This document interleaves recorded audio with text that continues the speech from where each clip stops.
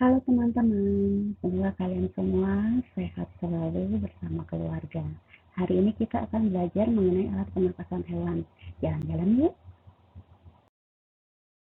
Nah, sekarang kita sudah ada di tepi pantai, tapi kita nggak belajar di sini loh. Kita belajar di dalam air. Kita lihat ikan apa aja yang ada di dalamnya ya. Nah, di sini kita akan lihat ada ikan dan mamalia air. Sekarang kita lihat ikannya. Ikan memiliki alat pernapasan berupa insang. Insang terletak di sebelah kanan dan kiri kepala.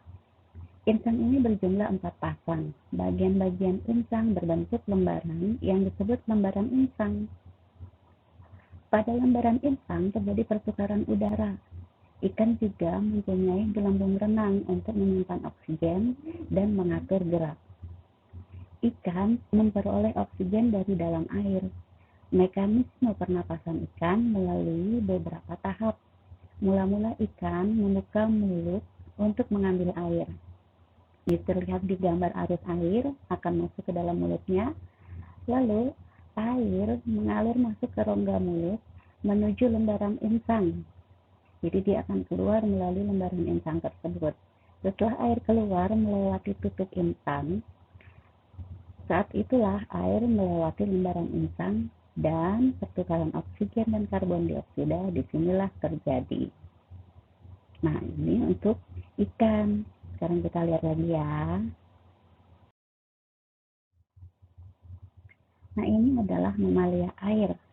Mamalia adalah hewan menyusui atau hewan yang melahirkan anak. Namun ada mamalia air, berarti ia tinggal di air. Nah, mamalia yang hidup di air juga bernafas dengan paru-paru. Tetapi pada hidungnya dilengkapi katup. Katup itu akan menutup pada saat menyelam dan akan terbuka pada saat muncul di permukaan air. Pada saat muncul di permukaan air, mamalia yang hidup di air ini mengambil oksigen serta mengeluarkan karbon dioksida dan uap air. Contoh mamalia yang hidup di air adalah paus, lumba-lumba, dan duyung. Lanjut ya. Nah, itulah teman, kita sudah mempelajari hewan yang berada di air, ikan dan mamalia air. Sekarang kita ke hutan yuk, kita lihat apa aja yang ada di sana.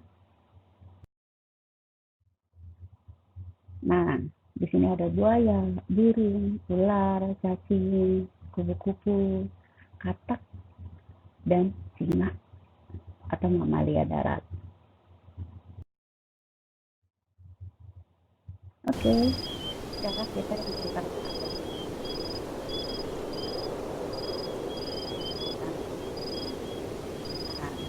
juga. Burung memiliki alat pernapasan paru-paru. Selain itu, burung memiliki kantong-kantong udara berdinding tipis. Kantong udara ini atau disebut dengan pundi-pundi udara terhubung dengan paru-paru. Ketika pundi-pundi udara digembungkan, tubuh burung sangat ringan. Kantong udara atau pundi udara itu juga digunakan oleh burung untuk menyimpan udara yang digunakan pada waktu terbang. Pada saat terbang, burung tidak memasukkan udara melalui hidung, tetapi pernapasannya berasal dari udara yang tersimpan dari pundi-pundi udara ini. Pada saat burung tidak mengepakkan sayapnya atau tidak terbang, burung mengisi kembali pundi-pundi udaranya dengan udara melalui hidung. Demikian pula saat burung hinggap di suatu tempat. Kemudian sisa pernapasan akan keluar melalui hidung. Jalannya pernapasan burung adalah udara masuk melalui hidung, lalu ke tenggorokan, ke pundi-pundi udara, dan lalu ke paru-paru. Yuk, kita lanjut. Nah, sekarang kita bicara tentang cacing tanah. Cacing tanah bernafas melalui permukaan tubuhnya. Jadi, permukaan tubuh cacing tanah ini ditutupi oleh selaput benang tipis yang disebut dengan kutikula. Pada permukaan kulit cacing tanah terdapat banyak pembuluh darah. Sekarang lihat, kulit cacing tanah ini menghasilkan lendir. Oleh karena itu, kulitnya terlihat basah dan lembab. Kondisi ini menyebabkan cacing tanah dapat menyerap oksigen dan mengeluarkan karbon dioksida secara langsung melalui permukaan kulit tadi. Itulah sebabnya cacing membutuhkan tempat yang lembab atau basah di dalam tanah itu. Tempat lembab itu membantu proses pernafasan agar dapat berlangsung dengan baik. Nah, sekarang kita lihat ke katak. Katak termasuk hewan amfibi, hewan yang hidupnya berada di dua tempat, yaitu darat dan air. Katak pada saat masih larva bernafas dengan insang luar, dan sudah tumbuh menjadi berudu, dia bernafas dengan insang dalam.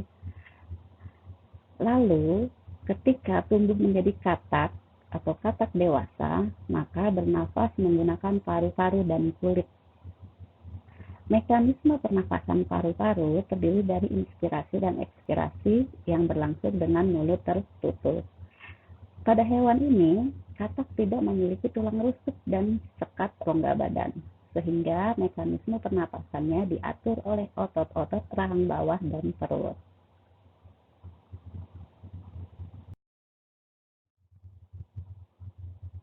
Nah, sekarang kita ke hewan reptil atau hewan yang melata, berjalannya dengan melata.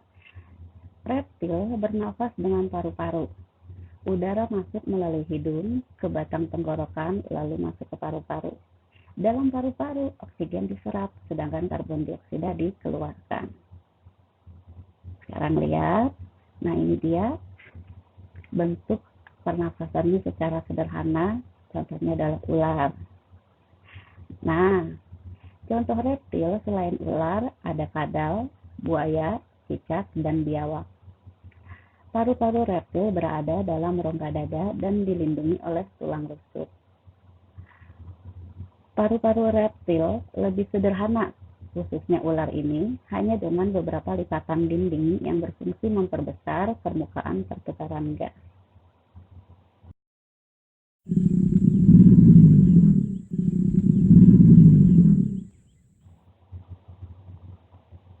Nah, sekarang kita bertemu reptil lainnya, yaitu buaya. Pada kadal, kura-kura, dan buaya, paru-paru lebih kompleks. Tidak seperti ular tadi ya. Paru-paru ini terdiri dari beberapa belahan-belahan yang membuat paru-parunya bertekstur seperti spons. Reptil yang sering berkubang di air, misalnya buaya, tenggorokannya ditutup oleh lidah. Sedangkan kura-kura, lubang hidungnya menutup saat menyelam di dalam air. Tujuannya agar air tidak masuk ke dalam paru-paru. Oke, sekarang kita ke hewan serangga. Ya, serangga memiliki alat pernapasan berupa trakea. Hewan yang termasuk jenis serangga adalah nyamuk, belalang, lalat, rayap, semut, dan kupu-kupu. Trakea adalah pembuluh-pembuluh halus yang bercabang dan memenuhi seluruh bagian tubuh serangga. Nah, pembuluh halus ini bermuara pada stigma. Stigma adalah lubang corong yang terletak di sisi tubuh bagian kanan kiri. Di beberapa literatur buku disebut juga dengan spirakel. Stigma berfungsi sebagai jalan keluar masuknya udara. Oksigen tidak diedarkan melalui darah, tetapi diedarkan melalui sistem trakea. Kenapa? Karena serangga tidak memiliki pembuluh darah.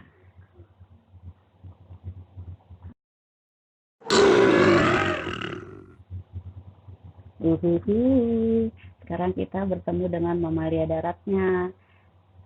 Hewan yang menyusui disebut dengan mamalia tadi Mamalia ada yang hidup di darat dan ada yang di air. Nah, ini jenis mamalia darat.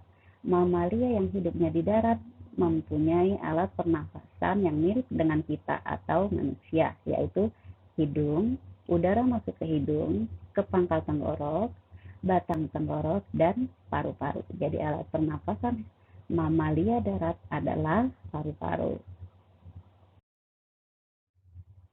Nah, itulah alat pernapasan hewan-hewan yang kita pelajari saat ini, teman-teman. Sampai di sini dulu ya. Semoga kalian bisa memahami melalui video ini.